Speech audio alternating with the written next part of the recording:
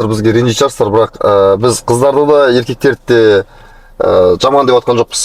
Бұл жерде әңгіме ол қыздың өмірі и оның балдарының өмірінің бытышын шығарып жатқан жаңағыдай болады ғой. Психотравмамен өсіреді ол бала, енді кішкентай бала сканер сияқты ғой, соны көріп өседі да. Қазір енді барлығымыз ата-анамыз и бұл бала тәрбиесі бұл үлкен тақырып қой.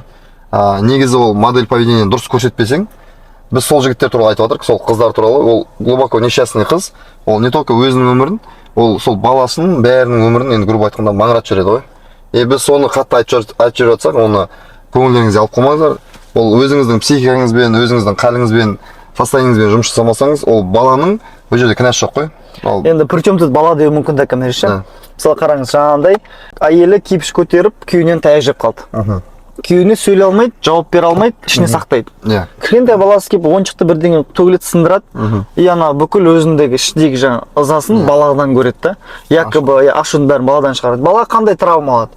Бала без вины виноваты. Кінәлі сезім пайда болады.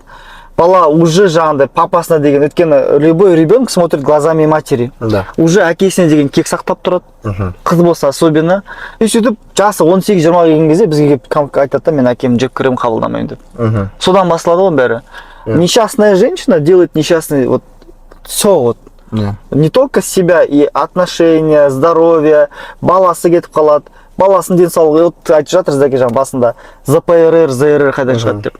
Потому что сізді, мысалы, күйеуіңіз настолько обесценить етеді, грубо айтқан кезде, об вас вытирает ноги, но вы молчите, вы не говорите, мне больно, мне неприятно деп.